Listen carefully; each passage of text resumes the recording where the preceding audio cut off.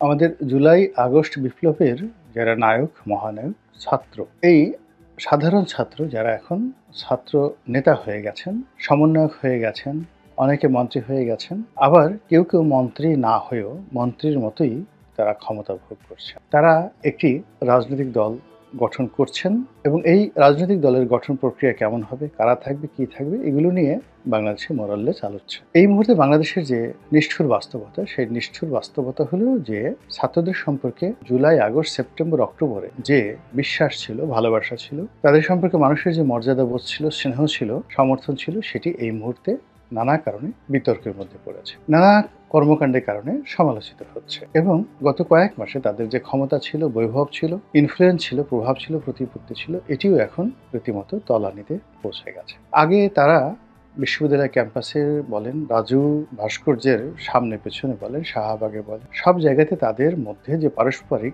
যারা এই ছাত্র নেতৃবৃন্দ ছিলেন তাদের মধ্যে যে পারস্পরিক সম্পর্ক ছিল, সেই সম্পর্কটি এখন আগের মতো নেই। যারা আমরা সামাজিক মাধ্যমে কথা বলছি, আমরা অনেকে ধৈর্য হারিয়ে ফেলেছি এবং তাদের সম্পর্কে নানা রকম অপবাদ দিচ্ছি, অনেকে তাদেরকে বিষোদ্গার করছি, গালাগাল দিচ্ছি, তাদের অমঙ্গল কামনা করছি, ইত্যাদি অনেক কিছু। আমি আসলে প্রথম থেকেই তাদের সঙ্গে আমার যেমন কোনো পরিচয় ছিল না, এখনো যেমন নেই, আর তাদের সম্পর্কে আমি কোনো নেতিবাচক কথা বলি, এমনকি ইতিবাচক কথাও বলিনি। আমি কেবলই মাত্র তাদের ব্যাপারে আগেও যেভাবে কৃতজ্ঞ ছিলাম, এখনো কৃতজ্ঞ আছি এবং আগামী দিনগুলোও তাদের সম্পর্কে আমি কৃতজ্ঞ থাকব। কারণটা হলো এই, শেখ হাসিনার যে নির্মম এবং নিষ্ঠুর শাসন, সেই শাসনে আরো অনেকের মতো আমিও ক্ষতিগ্রস্ত ছিলাম। আমি মনে প্রাণে আশা করেছিলাম যে এর একটা অবসান, কিন্তু আমার আসলে শক্তি ছিল না। আমি সাহস দেখিয়েছি আমার লেখনীতে, সাহস দেখিয়েছি আমার বক্তব্য চলাফেরাতে, কিন্তু এটা একটা সিঙ্গেল ইউনিট।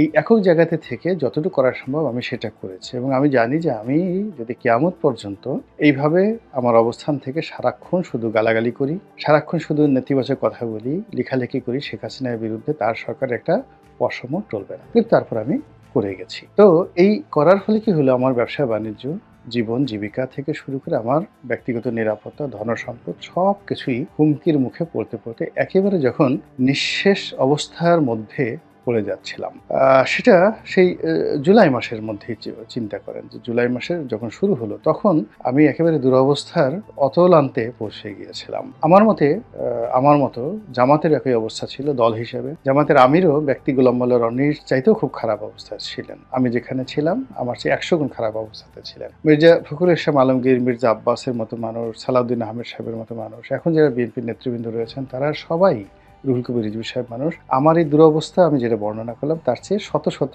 গুণ খারাপ অবস্থায় তারা ছিলেন। মামলা, মোকদ্দমা, অর্থবৃত্ত, শরীর স্বাস্থ্য সব। তো অমন একটি সময়ে আমাদের অবলম্বন হয়েছিল তসবিহ, কোরআনুল করিম তেলাওয়াত করা, আল্লাহর দরবারে কান্নাকাটি করা, আর যার যার অবস্থানে কোনো মতে হামাগুড়ি দিয়ে বেঁচে থাকা। এটাই হলো বাস্তবতা। আমি সেটা করেছি, এটা স্বীকার করি এবং করব। তো ওই অবস্থাতে যখন জুলাই এবং আগস্ট মাসে আমাদের সন্তানেরা রাজপথে নামলেন, তারপরে রক্ত দিলেন, এরপরে ঝুঁকি নিলেন এবং একটার পর একটা পরিকল্পনা তারা করলেন। হোয়াট এভার মেবি, আনন্দে, খুশিতে, আশায়, গর্বে আমার বুক ভরে গিয়েছিল। যেদিন শহীদ সাঈদ পুলিশের গুলিতে নিহত হলেন, আমি ওই সময়টাতে একটি স্ট্যাটাস দিয়েছিলাম। বাংলাদেশের ফেসবুকের ওই সময়টিতে ইতিহাসের সবচেয়ে ভাইরাল ওই স্ট্যাটাসটি, আমার সেই স্ট্যাটাসটি। এখানে কতজন লোক দেখেছিল, লাইক করেছিল, কত শেয়ার হয়েছিল, ডাজ নট ম্যাটার। কিন্তু আমি ওই কথাগুলো লিখতে গিয়ে আমার এই অফিসে বসে আমি অঝরে অনেকক্ষণ কেঁদেছিলাম। আমার খুব ইচ্ছা হয়েছিল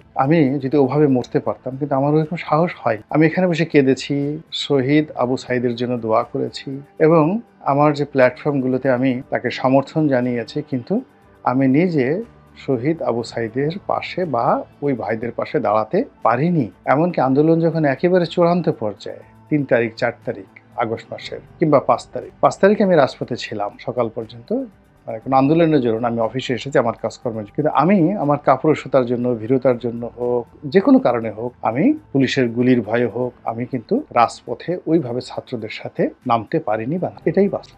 এখন যারা বড় কথা বলছেন তাদের কাউকে আমি নামতেও দেখিনি, আমার মতোই তারা ছিলেন। তবে আমি অফিসে এসেছি, আমি রাজপথে চলাফেরা করেছি এবং এখন যেভাবে কথা বলছি বুক ফেলিয়ে, শেখ হাসিনার পুরো জমানাটা এইভাবেই কথা বলেছি, এই এতটুকু করেছি। কিন্তু বুলেটের সামনে আমি ওইভাবে বুক আবু সাইদের মতো এভাবে চিতিয়ে দাঁড়াতে পারিনি। যে কাজটি এই ছাত্র জনতা করেছেন, কাজেই আমি তাদেরকে আমার মাথার মুকুট এবং তাজ মনে করি। এবং আমার সন্তান যদি এমন হতো তাহলে আমি তাদেরকে নিয়ে গর্ব করতাম। আমার সন্তানদেরকেও আমি ওদের মতো সাহসী বানাতে পারিনি। আন্দোলন যখন তুঙ্গে, তখন আমার বড় মানে আমার ছোট সন্তান, সে তো ঘরে ছিল, তো সে মহল্লা পর্যন্ত এসেছে, মহল্লার বাইরে মেন রোডে এসে সে কিন্তু অংশগ্রহণ করতে পারেনি বা করেনি। তো কাজে আমার সন্তান হলেও আমি তাকে বলবো যে সে মহাবীর, নট লাইক দ্যাট। কিন্তু এই যারা আছে তারা আমার সন্তানের চেয়ে শ্রেষ্ঠতর। তারা তাদের বাবা মার সুখ শান্তির কথা চিন্তা করেনি, নিজেদের সুখ শান্তির কথা চিন্তা করেনি, তারা একটা বিপ্লব করেছে। এই জন্য আমি তাদেরকে নিয়ে কোনো কথা বলিনি এবং বলবো। এখন যেহেতু তারা রাজনীতিতে আসতে চাচ্ছে এবং আসবে, কথাগুলো বলতে হয়, এখন তাদেরকে কথাগুলো বলতে হবে, না বললে তাদের বিরাট ক্ষতি হয়ে যায়। এই জন্য আমি প্রথমে তারা যে রাজনৈতিক দলগুলো করতে চাচ্ছেন একটা বা দুটো, সেখানে তাদের কি কি ভুল হতে পারে, ভ্রান্তি হতে পারে, সেটা বা কে কি অবস্ট্রাগল হতে পারে, সেই অবস্ট্রাগলগুলো আমি বলবো, তারপর সম্ভাবনাগুলো বলবো। খুব অবস্ট্রাগলগুলোর মধ্যে 1 নম্বর অবস্ট্রাগলগুলো হলো যে তারা প্রথমে এসেই সরকারের সঙ্গে, রাষ্ট্র ক্ষমতার সঙ্গে সম্পৃক্ত হয়ে গেছেন যারা যারা, তাদের জন্য রাতারাতি রাজপথে নামা এবং রাজনীতির যে বিরূপ মাঠ, এই মাঠের সমালোচনা মোকাবেলা করা সাইকোলজিক্যালি, মানসিকভাবে তাদের জন্য বিরাট বাধা হয়ে দাঁড়ায়।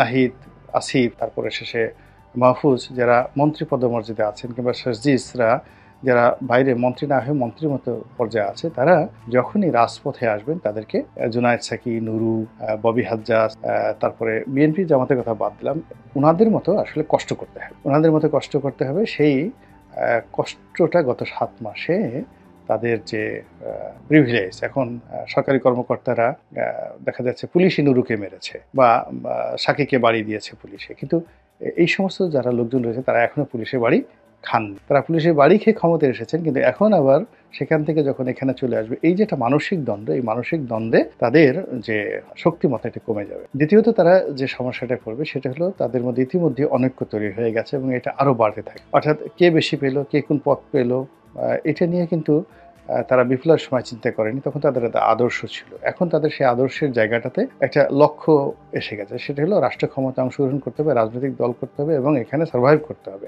এই লক্ষ্য পূরণের জন্য যে সময়টি দরকার, সেই সময়টি এটা উপযুক্ত সময় নয়। কাজেই এখানে তাদের একটা বিরাট ঝুঁকি থেকে যাবে। 3 নম্বরে হলো যে তারা যখন রাজনীতির ময়দানে আসবেন, তখন রাষ্ট্র ক্ষমতা যারা এই মুহূর্তে তাদেরকে প্রোটেকশন দিচ্ছেন, সেই আমলাতন্ত্র বা এনএসআই, ডিজিএফআই থেকে শুরু করে বিভিন্ন সংগঠন, তারা তাদেরকে নিয়ে খেলবেন বা খেলতে চেষ্টা করবেন এবং তাদের সাহায্য নিয়ে আজ পর্যন্ত বাংলাদেশে কোনো একটি রাজনৈতিক দল বা কোনো একটি ব্যক্তি জীবনে সফল হয়েছেন এর কোনো সিঙ্গেল নজির নেই। তো ওনাদের যারা এই বুদ্ধিশুদ্ধি দেন তারা সাধারণত ডিপ্টি কমিশনার বা উপসচিব পদমর্যাদার, সর্বোচ্চ কর্নেল পদমর্যাদার যারা লোকজন রয়েছেন, এদের জীবন সম্পর্কে, রাজনীতি সম্পর্কে অভিজ্ঞতা একেবারেই অল্প। তারা লাঠির ভাষায় কথা বলে, আর যেই রাষ্ট্রযন্ত্রের যে কূটনৈতিক যে শিষ্টাচারগুলো রয়েছে বা আচারগুলো রয়েছে, ওগুলোই তারা শুধু প্রয়োগ করে। ফলে ইন্টেলিজেন্স বেস, রাষ্ট্রীয় ইন্টেলিজেন্স বেস, সেটা সিআইএ হোক, মোসাদ হোক, র হোক, তাদের উপর কেন্দ্র করে কোনো রাজনৈতিক দল গঠিত হলে তারা ভালো করতে পারে না। 4 নম্বরে যেটা হলো যে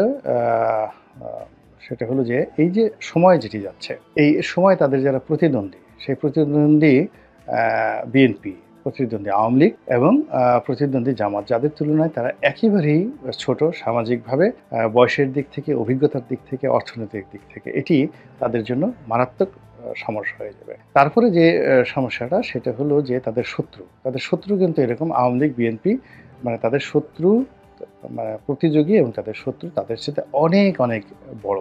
এই অসম যুদ্ধে সাধারণত হয় না। 5 নম্বর গেল এটা। 6 নম্বরে যেটি হলো যে যারা রাজনীতি করেন তাদের সবার একটা আন্তর্জাতিক পরিমণ্ডল থাকে। এখন এই তরুণ যারা আসছেন তাদের কারোরই আন্তর্জাতিক কানেক্টিভিটি নেই।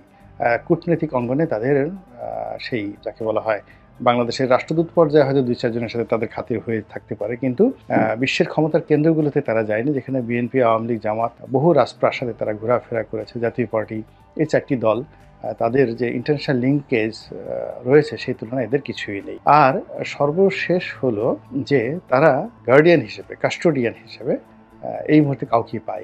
ধরেন ডক্টর মোহাম্মদ ইউনূস আছেন, তারা মনে করছেন, কিন্তু he is a very non political gentleman. তো যে কোনো রাজনৈতিক দলের একজন সুপ্রিম নেতার আগে এখন তারা হয়তো অনেকে ফরহাদ মাঝারের কথা চিন্তা করছেন, অনেকে মাহমুদুর রহমান সাহেব যেটা আমার দেশের সম্পাদক তার কথা চিন্তা করছেন, অনেকে পিনাকির কথা চিন্তা করছেন বা ভাবছেন। প্রায় এই সব লোকগুলি মূলত তাদের যে অবস্থান, তাদের যে বয়স, তাদের লেখাপড়ার শিক্ষা, তাদের যে সময়কাল, তাদের যে জ্ঞান, এই সব কিছুই এই তরুণ যুবকদের জন্য বোঝা হয়ে দাঁড়াবে, ভীষণ রকম বোঝা হয়ে দাঁড়াবে। ফলে এই সমস্ত লোকের সান্নিধ্য, কথাবার্তা যত বেশি তারা নেবেন, তত বেশি তারা কনফিউজড হয়ে যাবে। এই মোটামুটি ৭টা আমার কাছে মনে হয় তাদের জন্য বাধা। এখন তাদের সফলতাটা বা সুযোগগুলোকে এই মুহূর্তে হোয়াট ইজ দ্য অপরচুনিটি, তাদের প্রথম অপরচুনিটি হলো যে বড় বড় রাজনৈতিক দলগুলো বিভেদ করছে এই মুহূর্তে, এবং এই বিভেদ এবং বিসংবাদ যত বেশি বাড়বে তাতে তত বেশি এই রাজনীতি করার সুযোগ হবে।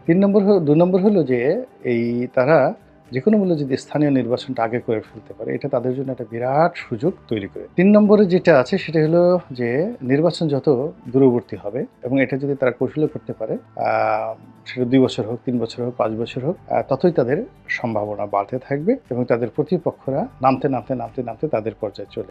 এরপরে তাদের যে জিনিসটি রয়েছে সেটি হলো যে বাংলাদেশের সাধারণ যারা জনগণ রয়েছেন তাদের মধ্যে পারিবারিক রাজনীতি, এটা নিয়ে ভীষণ রকম যাকে বলা হয় নেতিবাচক একটা দিক রয়েছে। যারাই করে, সেটা এরশাদ সাহেব করুক, জামাতের গোলাম আযম কেন্দ্রিক বা মতিউর রহমান নিজামী কেন্দ্রিক বা শেখ পরিবার কেন্দ্রিক, জিয়া পরিবার কেন্দ্রিক যে রাজনীতি রয়েছে, এটা ওই দলের মধ্যে অপরিহার্য, কিন্তু সাধারণ মানুষের মধ্যে কিন্তু এরকম দলের যে পরিবার প্রথা, এটির একটা মনোভাব আছে। তারাও ভারতের আম আদমি পার্টির মতো কিংবা মমতা ব্যানার্জির মতো একটা বিকল্প শক্তি তারা কিন্তু সেখানে বাংলাদেশে খুঁজছে, যে এরকম একটা বিকল্প শক্তি এখানে আসুক। তো সেই জায়গাটা যদি তারা দখল করে নিতে পারে বা সেই জায়গাটা যদি তারা অর্জন করে নিতে পারে, এটি তাদের একটা বিরাট সুযোগ, মানুষের সেন্টিমেন্টকে কাজে লাগিয়ে যে এই পরিবারতন্ত্রের বাইরে আমরা একটা নতুন ধারা তৈরি করেছি। সবচেয়ে বড় তাদের জন্য অপরচুনিটি সেটা হলো ২০০৯-এর পর থেকে এখন পর্যন্ত যারা নতুন ভোটার হয়েছে, যারা এই গত ৩টি টার্মে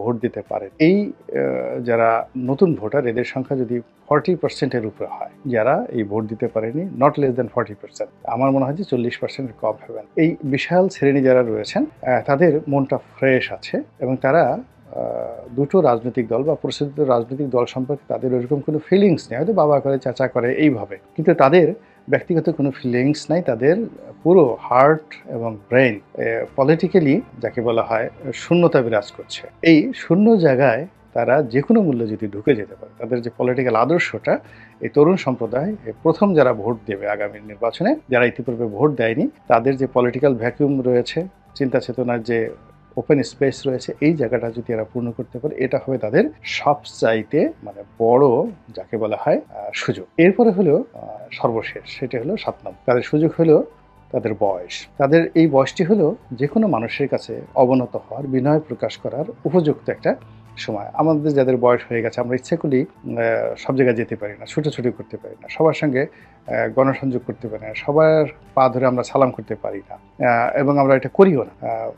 রাজনীতি করতে করতে একটা সময় মানুষ খুব বেয়াদব হয়ে যায়, ভীষণ রকম বেয়াদব হয়ে যায়। একবার দুবার মন্ত্রী এমপি হলে বা একটু জ্ঞানী হলে, গুণী হলে, তারা একটা ঘাড় বাঁকা করে থাকে যে আমি সালাম দেবো না, আমাকে সালাম দিতে হবে। এটা সাধারণ পাবলিক কিন্তু পছন্দ করে। সাধারণ পাবলিক যেটা পছন্দ করে, তাদেরকে তুয়াজ করেন, তদবির করেন, চুমো দেন, তারপর তাদেরকে জড়িয়ে ধরেন, পা ধরে সালাম করেন। এটা এই তরুণদের পক্ষে খুব সহজ। আমি যখন ২০০১ সনে প্রথম এমপি প্রার্থী হিসেবে মাঠে গেলাম, আমি গণহারে ভিক্ষুক যারা আছে, ভিক্ষুকদেরও পা ধরে সালাম করা শুরু করে দিলাম, এবং এটা আমার নির্বাচনী এলাকাতে এমন চমৎকার একটা আবেগ তৈরি করলো যে মাই গড, এই লোক ভদ্রলোক মানুষ, এর বাবাও ভদ্রলোক, বংশও ভালো, তারা হয়তো আমার বাবাকে চিনেনও না, কিন্তু এই যে আমার বিনয়ের কারণে কি হলো, তারা আমার সম্পর্কে ভালো ধারণা পোষণ করা শুরু করলো, এবং ওটা আমার নির্বাচন এলাকাতে এখন পর্যন্ত আমি ধরে রেখেছি। যেটি আমার যারা প্রতিপক্ষ, ৪বার এমপি হয়েছেন, 5বার এমপি হয়েছেন, তারা মানুষকে ধমক দিতেন, গালাগালি করতেন, দুর্ব্যবহার করতেন, অনেকের বিরুদ্ধে দুর্নীতির অভিযোগ আছে, দুশ্চরিত্রের অভিযোগ রয়েছে, চরিত্রহীনতার অভিযোগ রয়েছে, পারভার্সন রয়েছে,